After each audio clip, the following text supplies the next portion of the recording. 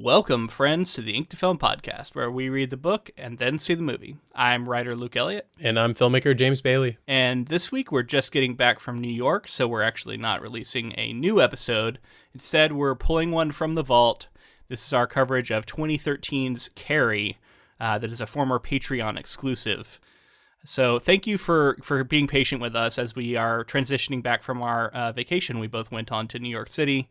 I'm feeling a little under the weather, which you might be able to hear, so it ended up working out well that we didn't schedule one this week. Yeah, it was a fun trip. I'm sure we'll be referencing it, in the future. We covered Pinocchio recently, and there was a Pinocchio exhibit at the Modern Museum of Art, MoMA, which was very cool, and we'll talk about that in the future. But yeah, it was super fun to see Luke in person because we only get to do that once every year or every couple of years. It's not even every year at this point. It feels like less than that. But yeah, it's good to see you, man. Good to see some family. We got to go to the White Horse Tavern, which was a cool writerly spot where James Baldwin used to hang out, among others, like Dylan Thomas. So there are a few writer things we got up to. We visited the place where Hamilton died after he got shot. Spoilers. Yep. And saw Hamilton on Broadway. So there's a lot we could talk about potentially. Maybe we'll talk about some of that in our bonus with this month, which we should announce. We're going to cover the Disney version of Pinocchio, and not the live action, the original animated film that we both grew up on, which will be fun to revisit and talk about the history of animation with. Yeah, I'm excited about that one. It's definitely a big Disney staple, so we'll get to talk about it within that legacy and see the differences, the way that Del Toro wanted to sort of make his film a lot different. Speaking of Patreon, our very first quarterly project is going to be our next official project we're going to dive into. And it has come down to the final three: Trainspotting, To Kill a Mockingbird, or Twilight are the final three. And I would love for some new patrons to sign up and either help to save us or doom us to sparkly vampires, where it's looking like it's a possibility, a strong possibility. There's still time. If you're listening to this the day it comes out, there's still time. It's either way it'll be fine, but yeah, your chance to either make sure it happens or to prevent it from happening is Thursday, so don't wait. I do kind of feel like it's an inevitability that we will talk about this at some point. Don't say that. Someone could still save us, James. This generation, I think, all those movies came out, all the books came out. I feel like it's a pop culture touchstone. So whether we do it now or later, I don't know, man. Maybe we don't have to ever. But yeah, we appreciate some new patrons right now. That would be awesome. The podcasting industry has been really wonky recently, and Patreon has been one of the consistent things we can rely on. So yeah, we'd love to have some more support on there. But yeah, that's going to be it for this little intro. Enjoy this previously Patreon exclusive for Carrie. We're talking Carrie, 2013's Carrie. Yeah, we watched the original last year, actually just a few months ago. And then we checked out this one. This one is modernized in a lot of ways. Mm-hmm. And I think for good and bad. I don't know. I have a lot of opinions. I'm fresh off of it. I just watched it. A little behind the scenes there. I literally 5 minutes ago, hit the credits. So this is going to be a very fresh reaction from me. I know you've done a little bit of research. I know nothing about the background behind this movie, so I am curious about that. What did you find out about, what's the name of the director again? Kimberly Pierce. Kimberly Pierce. Okay, so yeah. Woman directed.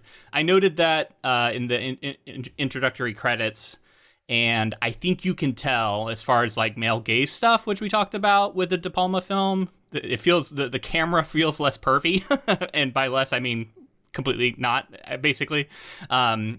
So that's a bonus, but that doesn't necessarily mean the movie's better, and we can talk about reasons why. Yeah, I don't want to say too much because I have my own thoughts, and then I also saw some stuff in the background of this, but I just want to get general thoughts first, right out of the gate. What do you think about this film? How does it stack up to De Palma's film? Okay. Oh boy. So I haven't had my normal time to really synthesize my thoughts, so I'm just going to be a little bit rambly here. But yeah, I think I could tell there was a an effort to modernize, to use some modern techniques in the special effects. I think the thought was like we can really lean into the telekinesis and show her lifting people and show the objects flying in a way, and like I get that sort of temptation, but unfortunately I do think at times it doesn't hold up as well as the practical stuff. We're both big fans of practical effects, and I can already tell, here we are, 9 years later, roughly, probably a little bit less, and already some of the effects don't look like they don't hold up to modern effects.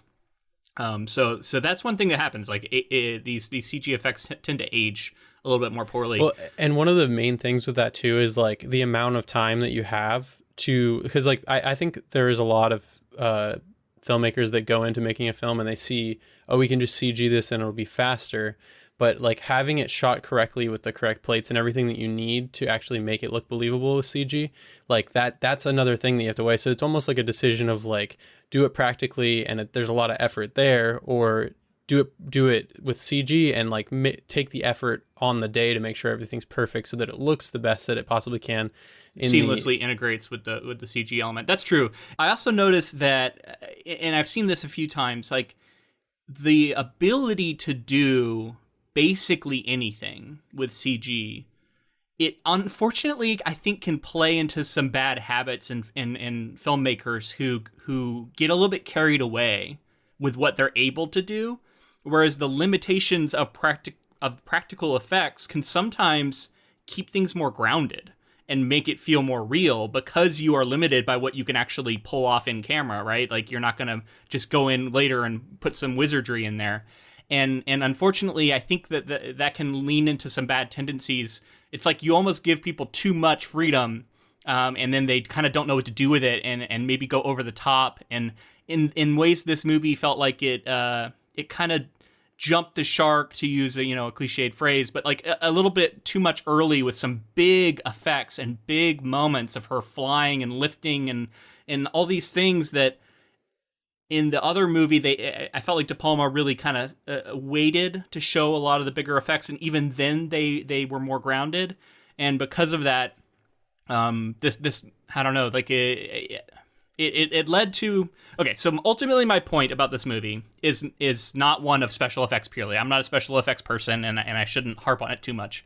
I think that's a piece of the problem. The movie itself, I actually think, has a lot going for it throughout. I like what they did with Tommy in this version. I found him to be the best Tommy, maybe of the three. If we talk about the other movie, the book and this, I really liked this Tommy most, I think. And I have like little quibbles here and there about characters. We can talk about the mother and Carrie's relationship, which is different here in some subtle ways, I think. But ultimately, I think this movie was going to live or die on the prom sequence, and specifically the Carrie going off prom sequence, because that is the sequence that everyone who has seen the original grew up loving, and it has become, like we talked about in our episode, horror royalty, like a legendary scene. And unfortunately, that's where this movie falls apart for me, because it did not land. And I felt like it was a poor attempt. I don't know. The attempt was there, I guess, but like misguided in some ways. And again, like it seemed like the director or whoever got too excited about what they could do with these special effects, and they lost some of the character storytelling that is very important to make that scene work. So yeah, unfortunately, like I felt the build up for that scene, and I was like, man, if they can really nail this thing, maybe this movie will land for me. I'm not sure it'll be better than the original, but it could be up there. And unfortunately, that's where it fell apart for me. Yeah, I want to start with things that I liked, and then I'll move into, and I'm specifically gonna speak about my thoughts, and then I'll start talking about some of the stuff that I read. So I liked some of the performances. I liked the cast. Just looking at the cast as we were meeting the characters, I was excited about it. And I like the idea of sort of, when I say modernizing, I mean like in terms of like the social consciousness, like making things more like acceptable based on like how we feel about things, because I think the 70s film has like a little bit of, like you said, like it's just like there's some weirdness from the 70s that's like holdover. Yeah, culture was just different. Yeah. So that sort of updating, I like that there's a woman that gets to direct and give her viewpoint on Carrie. Right, and it did feel kind of more authentic to a woman's experience in subtle ways. It's hard to point to them all directly, but again, also that it was less exploitative in sort of the way the camera was at the beginning. Well, and to speak of the camera, I'm moving away from things that I liked now a little bit. So you said like one thing. Yeah, I like the cast. All right. The attempt was made, but overall, I'm pretty like middling on this film. Like I felt like it was kind of it wasn't terrible. It was sort of like, yeah, if I had seen it in the theater, I'd be fine with it. I've seen the adaptation. Am I going to recommend it to people? Probably not.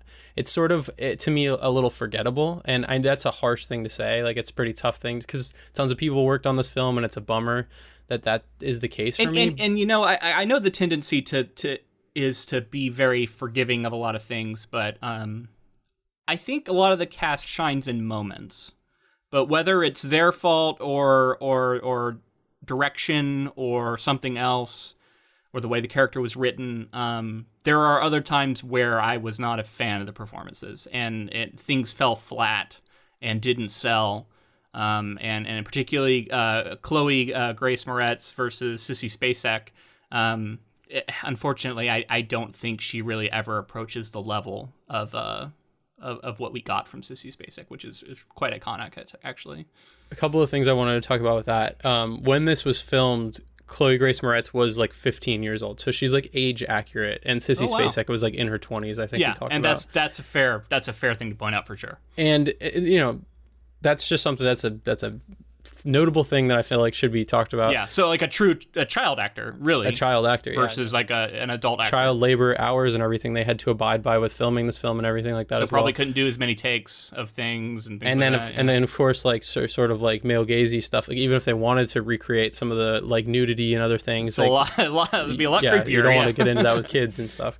So that actually brings me back to another thought with the camera, and I felt like so much of this film was maybe either shot or edited to seem almost identical in some scenes. Like it felt so similar going through the film that it almost felt like we were just getting a new skin on the original film. There are notable differences, new scenes, new like updates to dialogue and a lot of stuff like that. But a lot of times I was expecting them to take their own look at the scene and the things that happened, and it didn't feel like it had its own voice as much as I was expecting. It kind of felt like you're so right on, and it's like we've seen this in other adaptations, right? Like other remakes of adaptations, and we talk about it all the time. Like if you're gonna do a new adaptation to a book, go to that source material and use that as your like. Look what Denis Villeneuve did with Dune, right?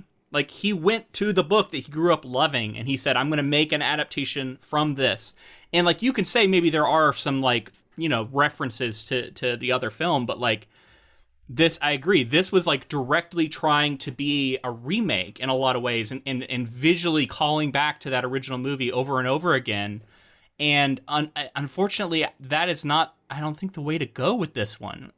You got to do something that's truly your own, and you could lean in more into what's in the book because there is some differences there.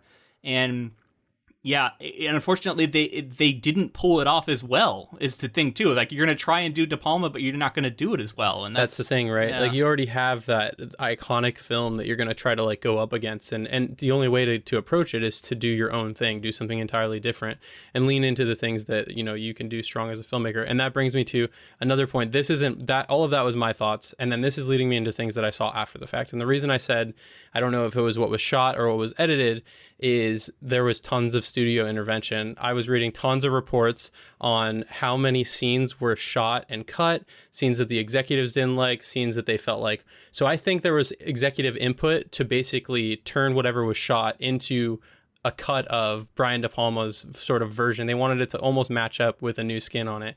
And that was frustrating to me because I could feel that through the film. I agree. Like, and it's like, it's one of those things that I doubt myself because like, I don't want to always have this sort of faceless boogeyman of the studio execs that I can just blame everything This sounds bad like on. a bad case, though. This sounds like a pretty severe case. Man. Yeah, because I remember thinking, like, I wonder if studios had input on this, because this movie doesn't feel as risky as the original film did. It felt very safe. It felt very just like we're gonna hit a single or a double, to use a baseball reference, right? Like, we're not gonna go for the home run.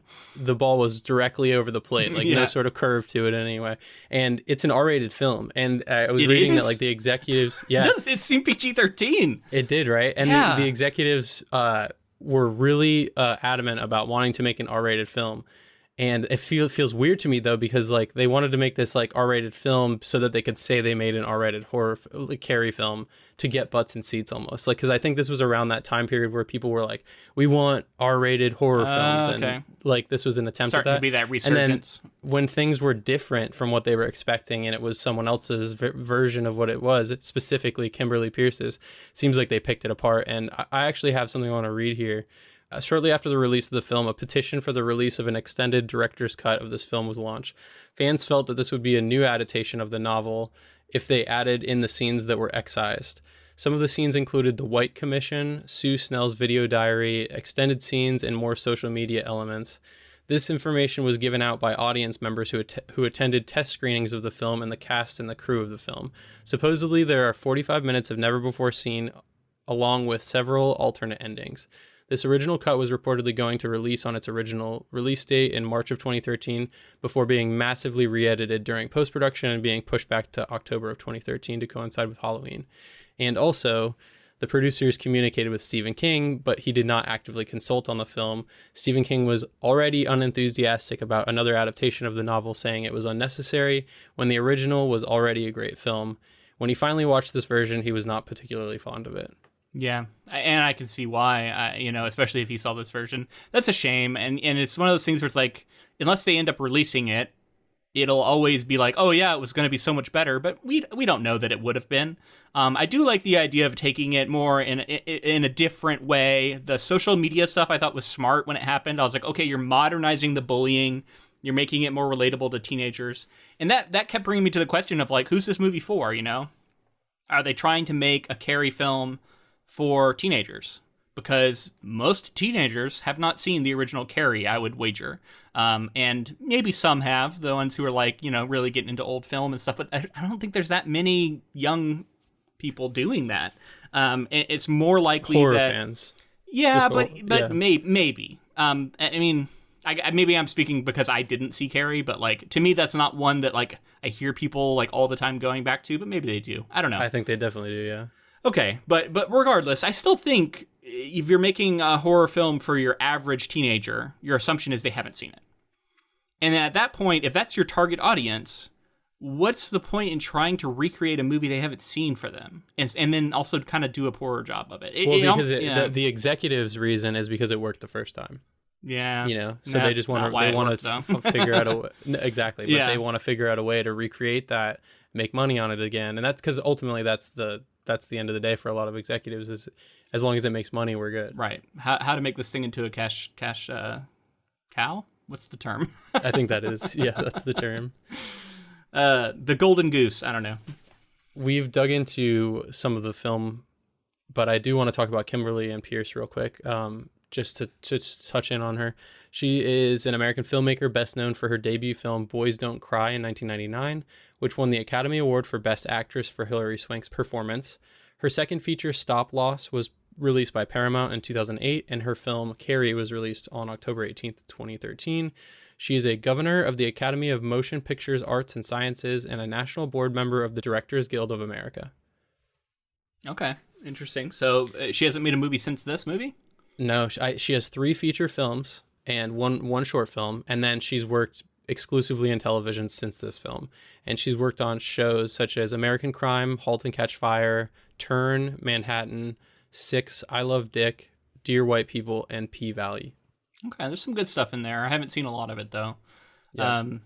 It's interesting. I hope she gets more chances to do features. I think If she wants to. if she wants to, that's true. I mean, there's nothing wrong with doing TV. She like, being a governor of the Academy of Motion Pictures Arts and Sciences and then a board member, Directors Guild of America, like she's well established. Like she, clearly has a good career under her belt, and that's why I'm sure that she was so. I mean, to have a film nominated for Best Performance and win is a massive deal, and like that's like clearly she's a director who has good vision and understands how to work with actors. So that's why this film is so frustrating. And yeah, I mean, to know like that pedigree was behind this film is exciting on paper. Like you see that and you're like, oh my god, I can't wait to see it. And then it seems like executives and studios have to they have to toil, they have to tinker with things. It's funny because like I wanted to like this movie more than I did. I was like, I hate this sort of narrative of like these remakes will never be as good as the originals, they're completely pointless, never make them, because to me that's just setting it up for a situation where a remake's going to be better. Like if someone's going to do it in a way that's going to be like, and maybe they already have if I think about it long enough, but like, well, you already said Dune. Well, yeah, or like The Thing, right, versus the Thing from Another World in the 50s. So like there are times where it can happen, but yeah, I kind of it felt like a foregone conclusion, and then like the whole time I was trying for it not to be true, but damn if it didn't keep pulling me in that direction. I do want to highlight a few things I liked. I talked about how Tommy, I liked some of the changes with him, and I continue to like them. I liked that they brought the poetry connection. They changed it a little bit. I don't know how much I love the change and having her like read this sort of fiery passage that foreshadows what happens later. Well, and it's also like biblical. Yeah, too. It's biblical. Maybe it was a little too cute with its attempt to be foreshadowy because it's a little on the nose, like we all get it. Versus like, yeah, something that's maybe a little more interesting for her character. But I liked the idea of him stepping up to the teacher in a different way than he did. I felt like it landed a little better. I don't know. I liked that sequence, and in general, I felt some real genuine affection blooming between the two of them. That's present in the original as well, but I felt like they did a good job to sell that sort of budding affection. Even if I don't know if it's necessarily romantic, but it may be the hint of it being romantic. So that all worked pretty well. And I want to shout out the visceral self-harm stuff that Julianne Moore gets into, shoving that like hook thing into her leg in the dress, the seamstress shop or wherever she works. Oh my god, that was like literally like drew away. Like that was gross. And her like cutting herself and scratching herself. Like I think that's a lot of that stuff is in the book, but I don't remember it being in De Palma's film, at least not in this way. It felt fresh to me somewhat, and it felt well executed, definitely. So shout out to that, even though I didn't necessarily love Julianne Moore overall. I also didn't love the performance of Margaret White. Margaret White in the original movie that much either. It had things to go for it, but then it had other things. So again, the mother in the book, if I was going to give it out, I think the mother in the book is still the scariest and the best version. So we got Tommy in this version. We got Mother in the original book. Carrie for sure in the original Carrie, though. I think Sissy Spacek, unfortunately, this performance just doesn't really hold a candle. You were mentioning Sissy Spacek, weird. Some of these things that I read into are rumors. Some of the time, like people create these myths and stuff. But supposedly Sissy Spacek was considering coming back to play Margaret White. Oh wow! No, yeah. That would have been something. That would have been interesting. Maybe right? if the script had been better, maybe she would have done it. We're comparing Chloe Grace Moretz and Sissy Spacek and the performance and the material and everything overall. And you were talking about that prom scene, the final prom scene, and it was like. I just kept thinking about how it was going for like more broad, right? Like I think De Palma's Carrie and Spacek's performance is so like weird and off-putting and like intense, and this is more of just like a teenager gets superpowers in the modern day and she starts like flailing and doing these things, and it felt more like performative than it was like scary, where like Carrie in the original felt so much more like intense and and like a ticking time bomb. There was a rigidity to Sissy Spacek's performance where I remember her arms were just like frozen in this sort of clawed look, and there was a lot of eye acting, right? Like where she was just looking at people and things were happening, whereas this was a lot more pointing, like I'm a wizard, you know, and I'm summoning a weave from Wheel of Time or something. It was very magical in a way, and while we're talking about these kind of weird things, I definitely want to talk about the gym teacher, Miss Desjardins, and Judy Greer, who I like Judy Greer, and I like Chloe Grace Moretz, I like Julianne Moore, I like a lot of these people. It was just a weird performance for a lot of them, especially Judy Greer. She was like way cartoonish, like way over the top in most of the scenes, and she was this throwback character from the book and the original, but that doesn't really fit in a modern she's like slapping kids and apologizing and wanting to like connect heart to heart, but at the same time she's like for example, Ansel Elgore's Tommy like comes up and he's like, I heard they spiked the punch or whatever, and she's like, really? And then like continues talking to Carrie, like not believable as a gym teacher or whatever they're supposed to be. And like, again, I don't even think it's Judy Greer's fault. Like, I think they wanted to bring in like a comedic element to this character, but it feels weird to me for that character to be comedic in a way. I don't know. Yeah. I mean, the slap came out of nowhere. It's a holdover. It was a holdover, and then like it felt weird for the character. It to me it felt like a piece of the time, like where this was a time where this was more common in schools. Maybe it was still frowned upon, but like it happened. Whereas nowadays, like teachers aren't hauling off and slapping people. They'd be arrested for that shit. They'd be dismissed from their job at the very least if that came out. And they try to lampshade that by like her like Chris Hargenson's dad being a lawyer and them being like, you're gonna go to jail and you're gonna do this and that, and then she like blackmail strong arms them anyway, and you're just like, all of this would not be allowed to happen. Yeah, I got to talk about that though. By the way, that scene, I had a light bulb moment. I was like, holy shit! Did you recognize the father? Don't look at it. Don't look it up. No, I didn't recognize. Didn't recognize him at all. Okay, so there's a moment when he sits down. And he gives this smile, and he's wearing the suit, and he's got this kind of smarmy attitude, and I was like, "Holy fuck, is that Ellis from Die Hard?" It is. Is it? It is. That's awesome.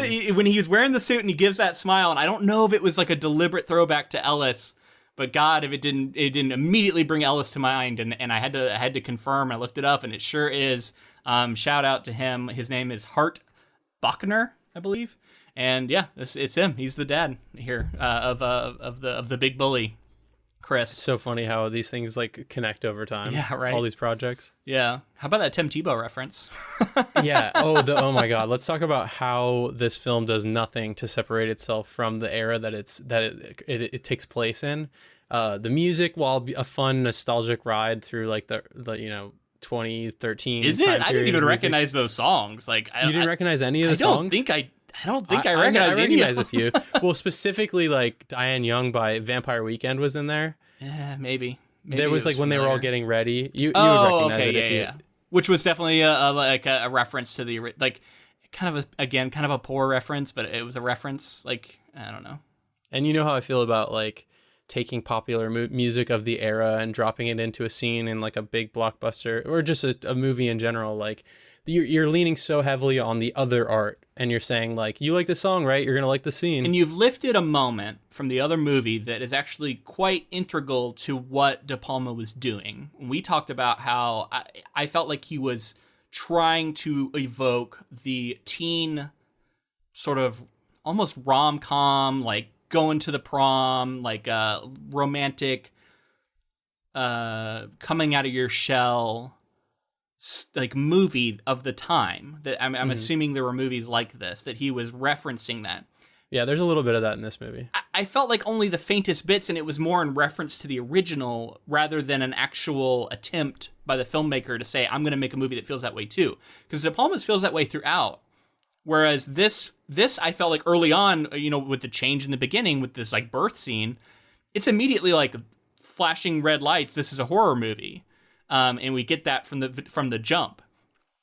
So it's just a different, like, if you're not trying to do the same exact thing, then don't reference it, because you've taken all the sort of intention away from the scene. Yeah. Some of those rom-com scenes that like this was sort of referencing, just a couple scenes, like you said, leaned into it. And when they did, it leaned into like a stereotype of a rom-com. So it's like you're already sort of imitating another film, and then you're putting in like poppy music and some fun, like sort of cliche, like getting ready for the prom type scenes that are in reference to, you know, the original film. But then you're also sort of losing some authenticity, because it felt like so similar to other rom-com stuff as well, in a way that's like not similar in like the genuine way, similar in more of like a cookie cutter way. Yeah. You know? What is it about, there's a look to movies in this era, and I still see it every now and then. Everything's like too clean or something, like there's something it's something with, it's a lens, right? It's something with the camera itself. Like what is it? Color correction? Mostly lighting. It's mostly flat lighting. Okay. And it just creates like when I say flat, it might be a little harsh, more just like typical lighting, like just light the scene well, light the subject well, make it look good, and then shooting it on the cameras that we have now looks great. And so people think that that's enough. And yeah, like, it's like we can see the characters, that's fine. Nothing really artistic's happening with the light, you're saying. Right. They move the camera because the characters are moving. They move, like, there's no motivation in terms of like the director saying like, the camera's currently moving because we're trying to subliminally feed you this or that. It's more just like coverage is what they call it in the industry, is like getting the shots that you need to deliver the message to the audience so they can follow what's going on. Yeah. And then you get creative from the coverage. You start to get your other shot, like things that add in that extra layer of like subtext. There are moments of that. I don't want to paint with too broad a brush, but it's just like it's the amount, it's the percentage of the movie that felt like it was being crafted from an artistic perspective versus like, yeah, just kind of getting the job done. And I don't know if that comes down to editing and shot selection when you're in the editing bay or whatever, versus like on the day getting it all shot the way you need. Yeah. So I want to touch in on a couple of things, because we're not gonna do like a full deep dive into this thing. One of the things I definitely want to talk about is some of the changes in Margaret and Carrie's relationship. I felt like this movie couldn't decide if Margaret White was a full-on villain or not. Which is weird, because you start with this scene at the beginning of her almost killing her baby. And she's doing things from the book that are obviously horrific. And I think the movie like kind of knows it is. Yet, and I guess there's a little bit of this in De Palma's film too, but it felt even more so like it was trying to rehabilitate her in some way and make her like kind of right and kind of justified in some of the things that she did. You know, that just doesn't ever sit well with me. I've never liked that take, and I was not happy that this leaned into that even more. Yeah, I definitely felt a little bit of that too. Yeah, it was like giving permission for like the more like zealot religious things to be somebody's take on it, rather than just being like straight evil and being like a child abuse and all these other things. Like Carrie brings up the Bible and like has like a throw-in sort of Bible verses back and forth sparring match with her mother, and saying like, that's not in the Bible, this is what the Bible actually says, and that stuff all felt to me like we're trying to set up this ideological debate about Christianity and what the right version of it is. Whereas to me, like, King's book always felt like lack of religion, more scientific based, right? Telekinesis being a science, like a pseudoscience that she was looking into, and then the mother being representative of conservative religious belief, and how that against science is the main antagonist, right? The main conflict. And here it's shifted almost, in the different versions of Christianity and religion is kind of at war with each other, but because of that, it elevates it to this. Or not elevates, but like it changes it into being more like a struggle between two different theologies or interpretation of theology, and that's less interesting to me personally. So maybe that's somewhat maybe where I'm coming from as a viewer, but I do stand by that. I think the book's version of that is stronger. It feels like it's like reinterpreting King's work, which, like you said, is like is sort of like anti-religion in a sense, at least in my perspective of it, is like it's not about that for this story. And then this is like reinterpreting it more as like, well, just don't be a zealot. You can be religious, but just like be sort of more moderate. Don't misconstrue what God says. Right. That's but where the that's real not problem the point is, of the right? original story, No. and that sort of muddies the waters, like you said. Yeah, I agree with that.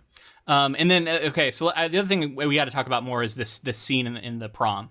There are just multiple places where I think it went astray.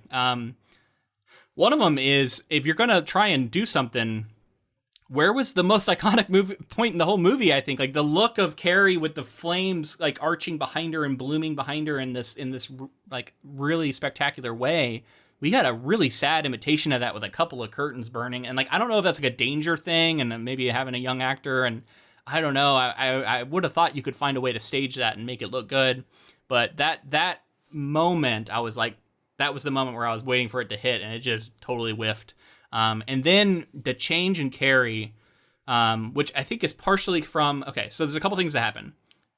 Tommy gets knocked unconscious by an empty bucket, which doesn't make as much sense. I guess it could knock you out, but like a bucket that's full of blood, when it hits you in the head, like he might have been dead, right? In the book and in the other original movie, which is like the implication we got here. Whereas here, I was like, I felt like he was just knocked out. I don't know. I didn't think he was dead.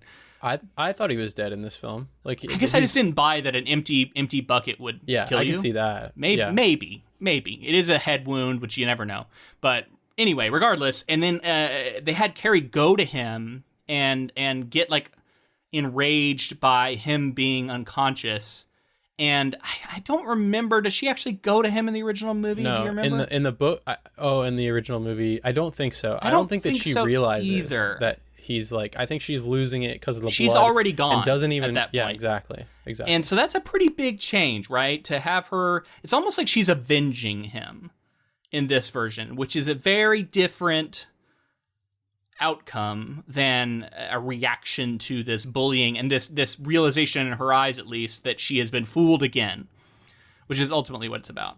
We talked about in the book that it was this is sort of can be seen as like sort of a feminist story, right? Mm-hmm. Like this sort of feminine like reaction to the patriarchy and stuff. And so for her to go back and like cry over this guy and then be avenging him doesn't feel like it's as like feminist motivated, right?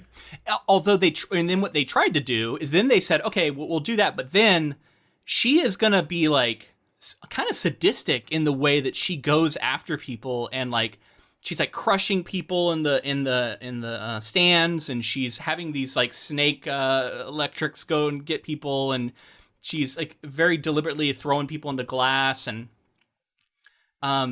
it all felt more accidental to me, right? Like she kind of accidentally starts a fire in the original. She accidentally sets off the sprinkler system. That accidentally starts electrocuting people, and then it kind of builds. And she kind of feels like, well, I've kind of already started this, and she kind of loses it more and more and more over time. Versus like from the jump, I'm an avenging Carrie. I'm gonna go out and get people. I'm going to get revenge on each of my bullies. And that was one thing that I read, that Kimberly Pierce like wanted each person that bullied her to be like specifically targeted and killed in their own way and stuff. That's kind of changing the point of the story, right? Like it's about the indiscriminate sort of rage and all the innocent people who get caught up in it. That's part of the tragedy of this moment. And that was undercut because most of the people get out in this movie, right? Like I didn't see like a whole, the whole school burned down on all the people. Most of them were outside with the paramedics at the end or toward the end. Yeah, definitely less. I don't think as many people died for sure. Yeah, and it was weird. And then like again, like having her, I mean, she flies in this movie. No, this is bad. And then like she's repeatedly lifting people up in the air. And like it's like too much too early, and then I don't need to see Carrie White fly. That was again just too far. All of that is to say, when she gets out, although I didn't like the erupting street, I felt a little bit too much. I did love the abrupt stop of the car, and what's his name, Billy, his face smashing into the steering wheel. That was pretty brutal. Maybe like the closest thing that I could see to getting an R rating was that was pretty brutal. Even though like, I'm sure you get away with that in a PG-13. But yeah, like I liked that, and then it did feel like a bit much with the whole like lifting the car up and then the hitting the gas station, but then also having her face like weirdly stick in the glass, and maybe a little bit drawn out there. So I feel less fond of that, but I did love the Billy smash into the steering wheel. So more like, yeah, more mixed there, but there were some good things. And we get more town destruction a little bit because we get the exploding gas station, which we didn't get in the original film, but in the book, she blows up a lot of the town and causes a lot of havoc. Because again, she kind of completely goes off in like a rage that is indiscriminate.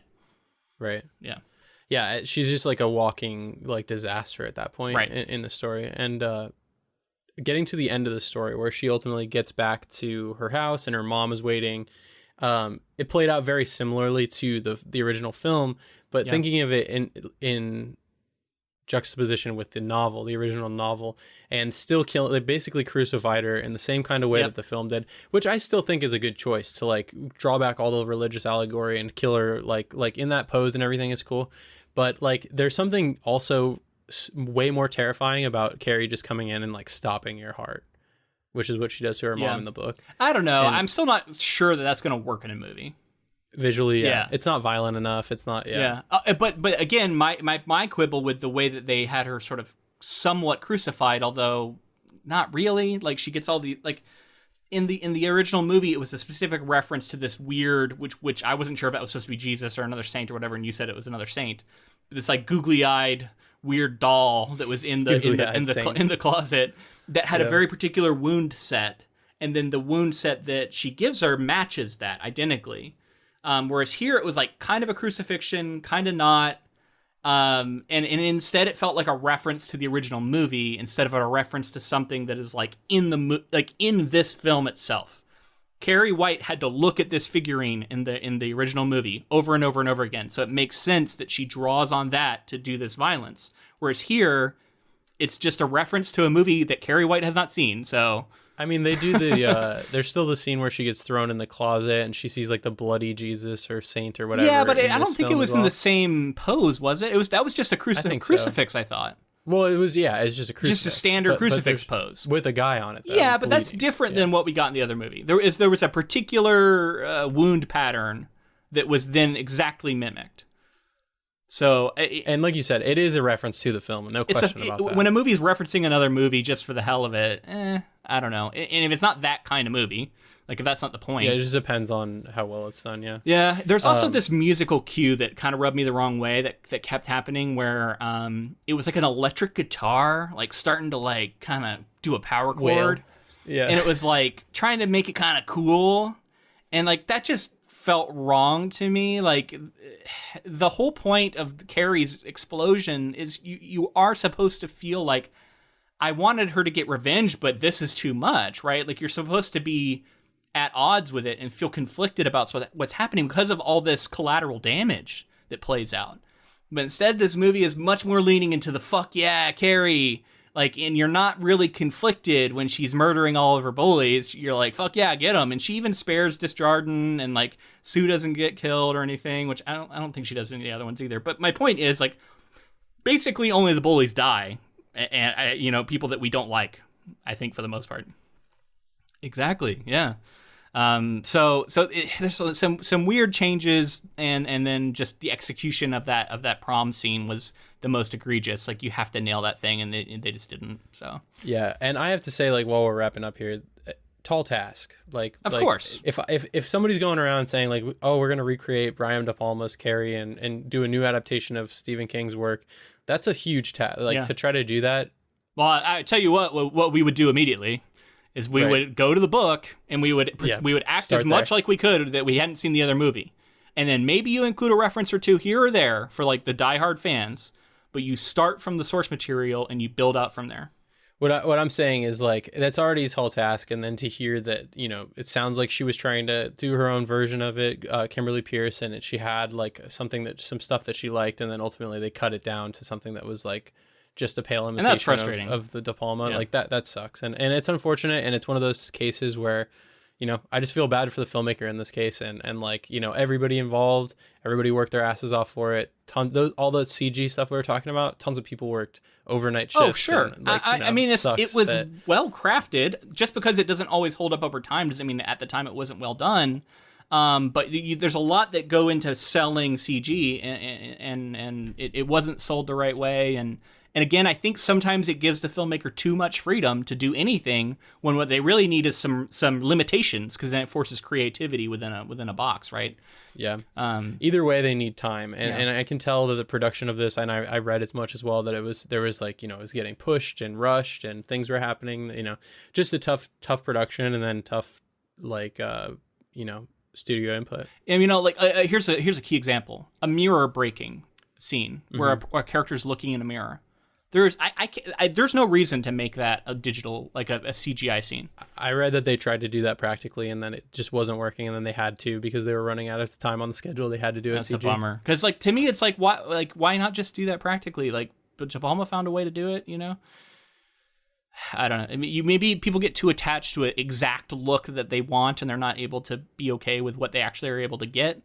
I don't know. There's a lot of like CG splitting effects that I think are in this movie.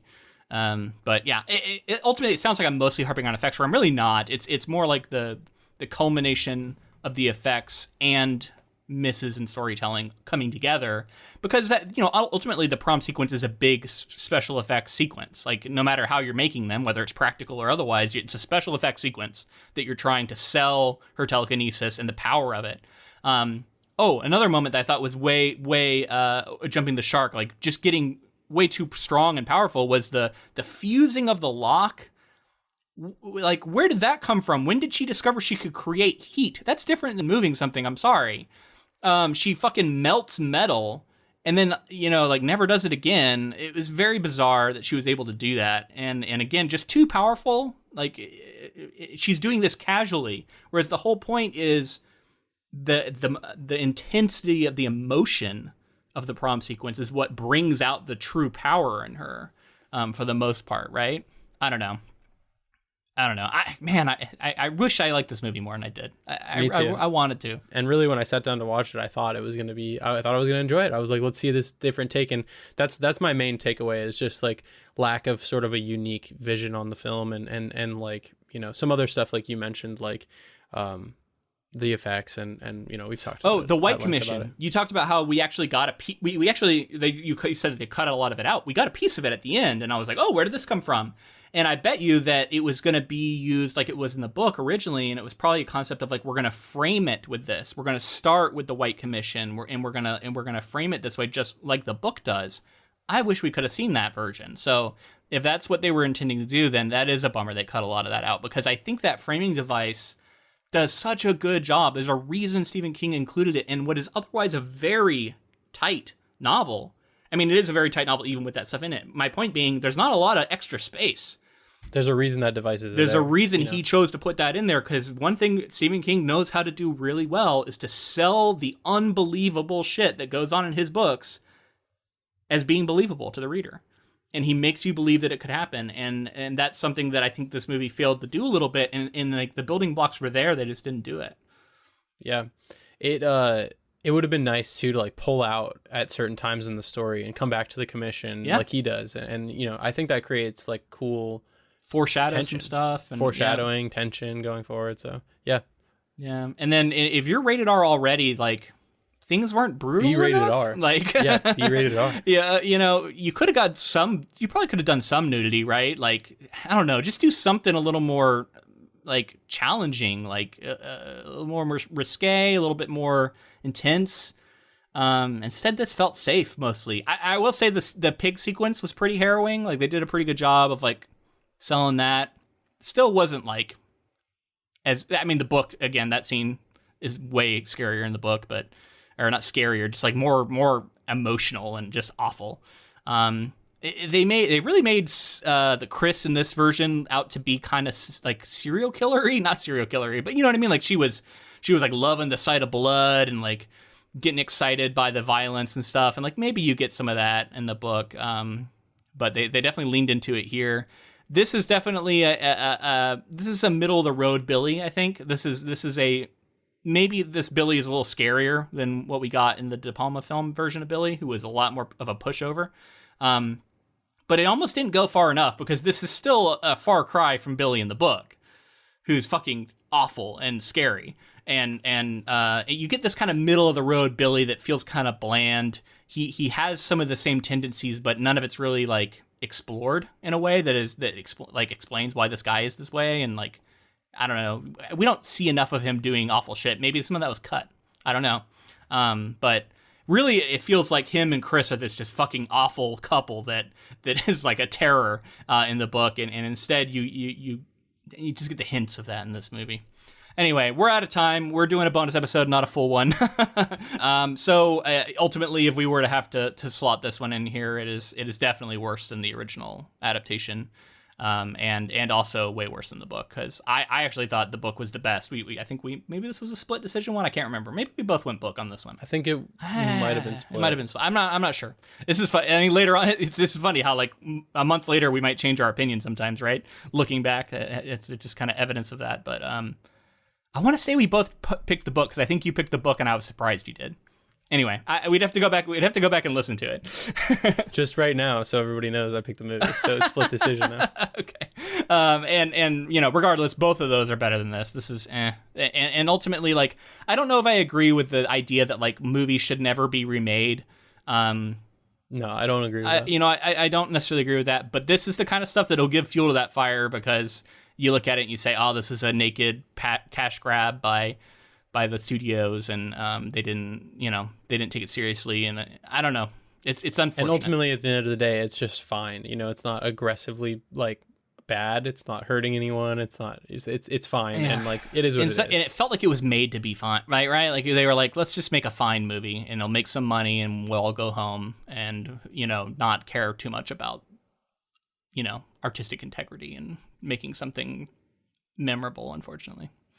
Yeah, it's a shame, but is what it is. And it was fun. You know, I'm glad I watched it, and I feel like I've kind of sort of completed that circle now. I now know more about Carrie as a phenomenon. I know that there's I'm sure there are a bunch of people who went and saw this movie, and it's the first time they ever experienced the story of Carrie.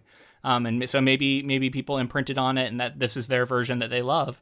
Or love or hate, who knows? But maybe it was the first time they saw it. So it's important to see if you want to, you know, be well versed on this stuff, and we do. So I enjoyed it. Hopefully, if you're a big fan of this movie, you can forgive us for not liking it as much. Yeah, to each their own. To each their own. I mean, there are things to like here, and you know, there are things that could sell you on this movie. That's going to be it for us, and until next time, keep adapting.